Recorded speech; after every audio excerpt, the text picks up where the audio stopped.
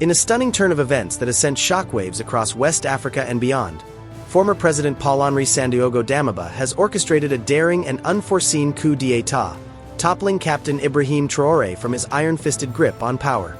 Eyewitness accounts and leaked military communications paint a harrowing picture of betrayal, chaos, and unrelenting violence that unfolded under the cover of darkness last night, leaving the nation teetering on the brink of civil war. The plot, meticulously hidden from even the most vigilant eyes within Traoré's regime, erupted around 2 a.m. local time when heavily armed loyalists to Damaba, a shadowy network of disgruntled soldiers, exiled officers, and alleged foreign mercenaries, stormed key government installations in Ouagadougou.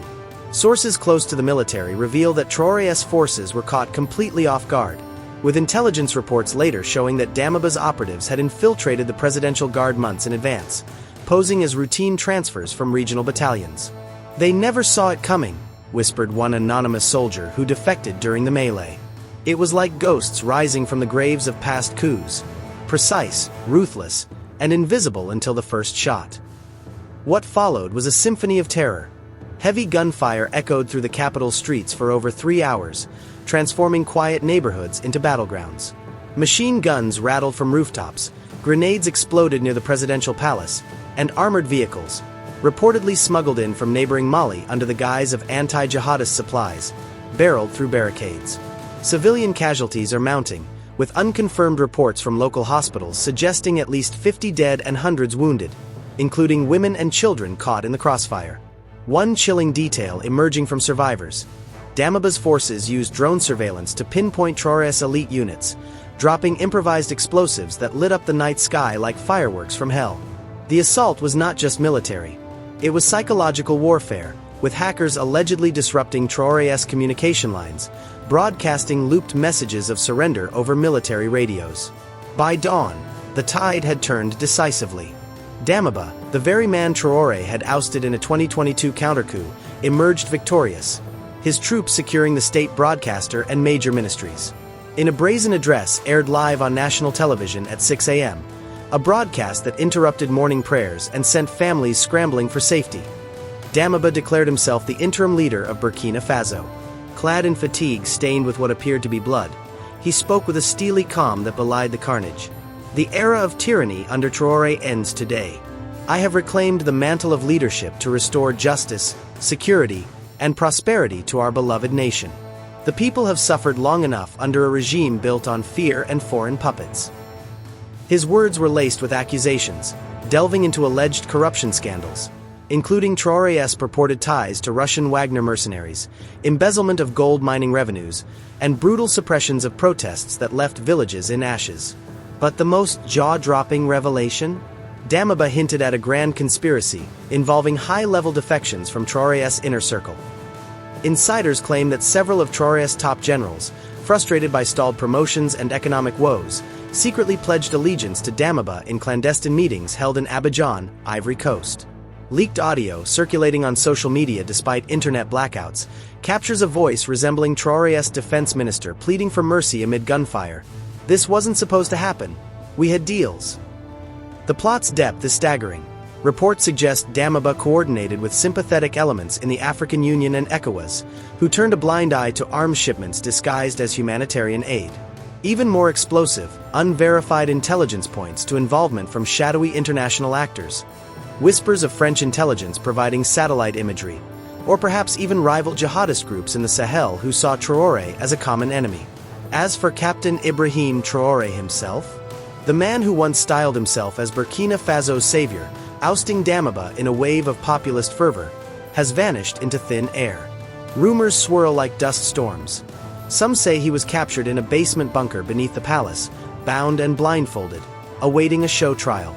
Others claim he fled across the border to Ghana in a convoy of bullet-riddled SUVs, leaving behind a trail of abandoned weapons and loyalists executed on the spot. Eyewitnesses near the airport report seeing a private jet take off amid the chaos, destination unknown, perhaps to Moscow, where Traoré had courted alliances, or to a hidden safe house in the northern deserts. His family, reportedly whisked away hours before the assault, their fate equally shrouded in mystery. Social media is ablaze with speculation. Hashtag Where is Traoré trending globally, with memes depicting him as a ghost haunting the savannas. Tension grips Burkina Faso like a vice. Streets in Ouagadougou are eerily silent, patrolled by Damiba's enforcers who have imposed a dusk-to-dawn curfew. Pro-Traoré demonstrators clashed with security forces earlier today, hurling stones and Molotov cocktails, only to be met with tear gas and live rounds. In the rural north, where jihadist insurgencies have festered under both leaders, opportunistic attacks have surged, militants exploiting the power vacuum to raid villages, kidnapping aid workers and torching schools. Economically, the blow is devastating. Gold mines, the lifeblood of the economy, have halted operations amid fears of sabotage, and foreign investors are pulling out en masse. Neighboring countries are on high alert. Niger's junta has mobilized troops along the border, while Mali's leaders issue veiled threats of intervention. Delving deeper, this coup unearths the rotten core of Burkina Faso's endless cycle of instability. Damaba, once hailed as a reformer after his 2022 takeover from rock Marc Christian Cabaret, was himself accused of incompetence in combating terrorism, leading to Traoré's rise. Now, as he reclaims the throne, questions explode. Is this revenge disguised as revolution? Sources reveal Damiba's exile in Togo was no quiet retreat. He built a war chest through alleged diamond smuggling and alliances with private security firms. His manifesto, distributed via underground pamphlets, promises to expel foreign influences, renegotiate mining contracts, and hold elections within 6 months. But skeptics point to his past: arbitrary arrests, media blackouts, and a failed assassination attempt on critics that left bodies in the streets. The international community is reeling. The UN Security Council has called an emergency session, with France, Burkina's former colonial power, condemning the violence while denying involvement. Russia, a key backer of Traoré, has remained ominously silent, fueling fears of proxy wars. African leaders, from Senegal's Faye to Nigeria's Tinubu, warn of a domino effect across the Sahel, where coups have become as common as sandstorms. Will this mark the end of Ibrahim Traoré's reign as Burkina Faso's military strongman? As Paul-Henri Sandaogo Damaba tightens his hold, the nation holds its breath, rifles cocked, alliances fracturing. The gunfire may have ceased, but the real battle, for hearts, minds, and the soul of a fractured country, is just beginning. Stay tuned as this explosive saga unfolds. Mere hours after his bombshell national TV declaration, Paul-Henri Sandaogo Damaba didn't waste a moment consolidating his grip. In a scene straight out of a thriller, the newly self-proclaimed leader marched into the bullet-scarred courtyard of the Central Military Barracks, flanked by a phalanx of stone-faced commandos wielding American-made M4 rifles, a not-so-subtle hint at the seismic shift about to unfold. Before him stood a ragtag assembly of soldiers, some wide-eyed recruits still shaking from the night's bloodshed, others grizzled veterans with loyalties as fractured as the nation's borders. The air thick with the acrid smell of gunpowder and sweat, Damaba ascended a makeshift podium, a stack of ammo crates draped in the Burkinabe flag, and unleashed a tirade that could reshape the Sahel's geopolitical landscape forever. Soldiers of Burkina Faso, brothers in arms, Damaba bellowed, his voice echoing off the concrete walls like thunder in the savannah. Eyewitnesses, including a defected Traoré loyalist who smuggled out grainy cell phone footage now viraling across WhatsApp groups, described the moment as electric, with troops murmuring in a mix of awe and apprehension. The Ibrahim Traoré regime is over, dead and buried in the dust of its own failures. He paused, letting the words sink in, his eyes scanning the crowd for any flicker of dissent. The camera shakes as cheers erupt from Damaba's inner circle, but not everyone joins in. Some soldiers exchange uneasy glances, hands hovering near their holsters. Delving into the raw intensity of his speech, Damaba didn't mince words. He painted Traoré as a puppet despot, accusing him of selling out the nation to Russian mercenaries who plundered our gold while our people starved. With theatrical flair, he brandished a sheaf of documents, allegedly seized from Traoré's private safe during the coup, listing secret orders that included mass surveillance on civilians, forced relocations in jihadist hot zones, and kickbacks from Wagner Group contracts that funneled millions into offshore accounts. All his orders are withdrawn, effective immediately, Damaba roared, tearing the papers in half for dramatic effect, shreds fluttering to the ground like confetti from a funeral. No more midnight raids on innocent villages. No more silencing of our journalists with bullets. The chains of fear are broken. But the real jaw-dropper came next, a revelation that has diplomats scrambling and analysts stunned. Damaba proclaimed that Burkina Faso's leadership is back to the rightful owner, himself, positioning his return as a divine restoration, invoking the spirit of Thomas Sankara, the revolutionary icon both he and Traorè claimed as inspiration. "I am not a usurper. I am the guardian this nation deserves," he declared, his voice dropping to a conspiratorial whisper that sent chills through the ranks. Insiders reveal this wasn't just rhetoric. Damaba's plot reportedly involved occult rituals in hidden camps, where soldiers swore blood oaths of loyalty, blending military strategy with Burkinabe mysticism to forge unbreakable bonds. One leaked memo from the coup planners describes ancestral blessings, sought from village elders, who allegedly prophesied Traorè's downfall in dreams fueled by hallucinogenic herbs. A deep dive into the cultural underbelly that makes this coup feel less like politics and more like a supernatural reckoning. Then, the bombshell pivot that could ignite regional firestorms. "We will now work with America for military and infrastructure developments," Damaba announced, his words hanging in the air like a declaration of war on his predecessor's alliances. Gone are the Russian ties, he vowed. In their place, partnerships with the U.S. Africa Command, AFRICOM, 4 drone strikes against jihadists, massive infrastructure loans from USAID to rebuild crumbling roads and dams ravaged by years of neglect, and joint training exercises that promise state-of-the-art weaponry to crush the insurgents once and for all. Eyewitnesses say the crowd's reaction was split. Cheers from urban troops weary of Wagner's heavy-handed tactics, but boos and mutters from northern units who viewed Russians as saviors against al-Qaeda affiliates. Damaba doubled down, unveiling proof of U.S. commitments. Satellite photos of American cargo planes landing in Niamey, Niger, loaded with aid packages earmarked for Burkina, and encrypted emails from Washington pledging $500 million in immediate assistance. Details that, if true, suggest back-channel negotiations during Damaba's exile that bypassed international sanctions. Delving deeper into this alliance shift, it's a geopolitical earthquake. Sources within the U.S. State Department, speaking anonymously, confirm exploratory talks with Damaba's emissaries in Paris last month, where he dangled access to Burkina's untapped lithium reserves, crucial for electric vehicles, in exchange for military hardware. But the dark undercurrents are chilling. Rumors swirl that this partnership includes covert CIA operations to hunt down Traorè's remnants, potentially involving extraordinary renditions to black sites. In the barracks, Damaba hammered home the benefits. Jobs for our youth in new factories. Hospitals equipped with American medicine. Roads that won't swallow our trucks in the rainy season. But he also issued veiled threats. Any soldier who clings to Traorè's ghost will face the full might of justice. Reports are emerging of immediate purges. Dozens of officers rounded up mid-speech, zip-tied and dragged away, their screams muffled by the crowd's forced applause. The tension is palpable, rippling beyond the barracks. In Ouagadougou's markets, vendors whisper of impending U.S. drone swarms that could mistake civilians for militants, echoing the horrors of past interventions in Afghanistan. Jihadist groups like JNIM have already posted online manifestos vowing holy retribution against the infidel alliance, with chatter of suicide bombings in the capital. Neighboring Mali and Niger, still cozy with Russia, have condemned Damaba as a Western stooge, mobilizing border patrols that could escalate into skirmishes. And what of Traorè's fate?